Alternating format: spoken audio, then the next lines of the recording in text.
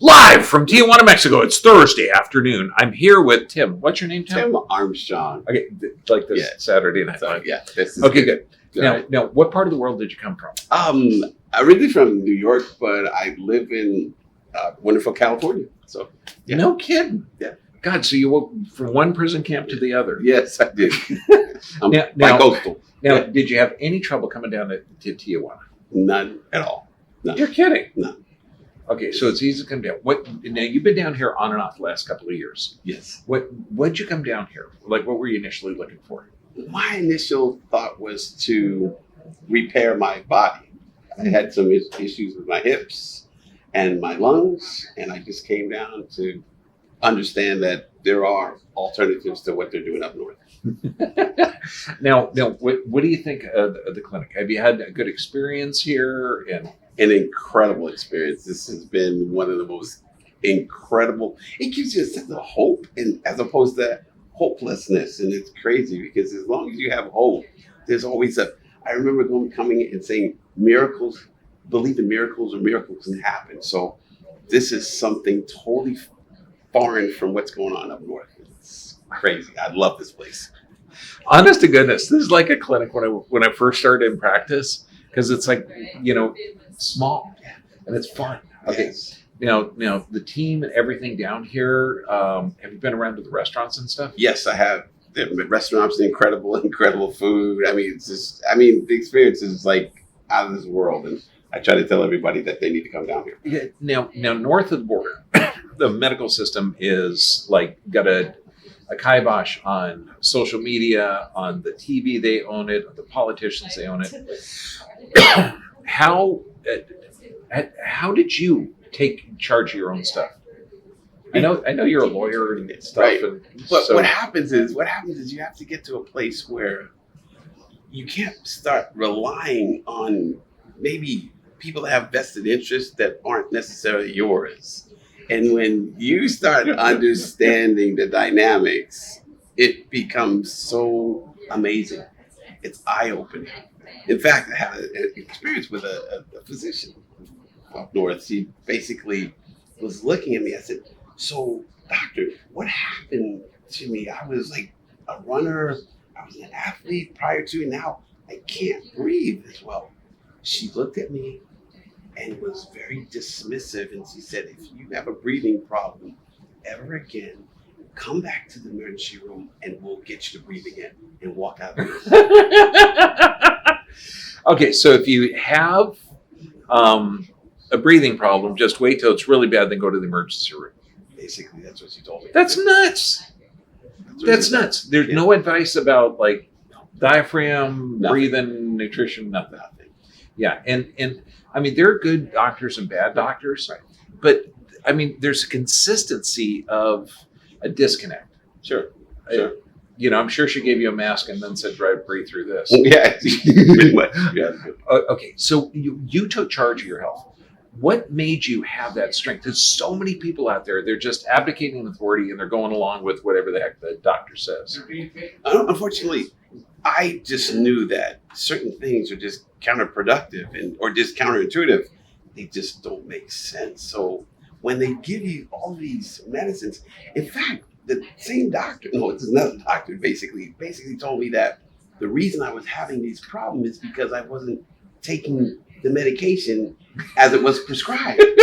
And she just left. She said, "That's your problem." It's and so for her failure to properly diagnose me and treat me, she was blaming that on me. And I took offense and I just stopped talking because at this point in time, it's not, I say that's not her fault because she's a product of Big Pharma. So if everything is written towards Big Pharma, that's what she's doing and that's what she's accustomed to. You walk out with $300 worth of things that are going to maintain you, but it's not going to heal or fix you. So, I get it. Sorry. Well, I mean, we do a health class. Okay, it's called an apprenticeship program every Thursday, and I talk about just what you're talking about, pharmaceutically trained docs. So for every ill, they get a pill because there's not critical thinking taught in most schools. It's like, okay, you got to memorize and regurgitate. Okay, you got this symptom, you get this chemical, and that's ridiculous. I mean, it's leaving us with, one of the, number one, what they call it, first world nations or industrialized nations, and we're the sickest nation in that category. That we spend the most. So you got to have common sense. One of the things, this is kind of cool. The doctors down here, I was talking to a couple of medical doctors, and they're, similarly trained, but they say if there's something that works and it's working for your patient, it's working for your patient. Good. So look into it. So there's a lot more openness down here, and I like that. Instead of, the reason you're sick is you're not complying with the chemical regime. Right. That's nuts. That's nuts. Okay, so what would you take? Because you're empowered. You're already kind of an aggressive guy. Attorneys are like that. I got a brother-in-law who's one. Okay, I love him. How could you? What advice could you give to people to take charge of their own health? Unfortunately, what happens is from the first time we go to school, we're socialized in this system whereby we're supposed to become compliant. And compliance is a major factor in trying to rule people and control people. And what happens is if you somehow find that something that is going on just isn't right, just kind of keep it to yourself. Don't rock the boat. You know those terms, don't rock the boat. Don't question authority. And so sometimes we're let off, pardon the expression, we're let off the slaughter. It's like, did you hear that noise up there? Don't worry about it. It's okay. It's gonna be all right. Just keep on walking in line and be a good boy, be a good person. And so anytime you're gonna question something coming from this guy in this white coat, how dare you? And so as a result, you get to this place where you just say, well, I just don't know. And then you have these internal conversations with yourself, but to bring it up to a person that's telling you to do something that you know that is not going to help you, it's just crazy. So a lot of us, we just sit down and, we're going to just die. And it sounds crazy. That's why I go back to the hopelessness as opposed to having hope. And once you get to that point where you take charge and say, I'm not going to be a victim. You're going to utilize all the methods. If I have to go to a witch doctor, Eastern medicine, something, because there are some answers out there for us. But it's terrible. We live in a capitalist society. Capitalist society says you treat cancer one of three ways: chemo, radiation, or surgery. Those are the only options. It's like, are those the only options? And if you mention anything else, they're going to take people's licenses away. They're going to come on investigation. And obviously, those things, as we know, don't work. They're poison. But buddy, Tuesday I had 16 videos wiped out. Right. And the weird thing, I did a TikTok video on it, and it was brain health. Okay, it was how to recover from Parkinson's. It was how to heal inflammatory bowel disease. Wow. Because, you can't talk about the injectables, okay? But now they're getting into where you can't give an alternative to like blood pressure or anything else. That's insane. Right. So you want to bring back critical thinking in the public? Absolutely. Okay, the pendulum's swinging way the hell over to one side. Okay, it's going to swing back. It's going to swing back to where, like the common sense and stuff that your parents taught you. Right. I was the ruler in Catholic school. I know to follow along. Right. But they also taught independence. Sure. And fantastic. If you're dealing with anything and you're going up and the doctor is a medication Pez dispenser, he's just giving you this prescription after prescription. Your body is intelligent. It gives symptoms for a reason. For goodness sake, trust it and find the source of it. Down here, and you didn't have any problem with the strip search or no. I know. Okay. When you're coming into Mexico, you barely slow down. Yeah.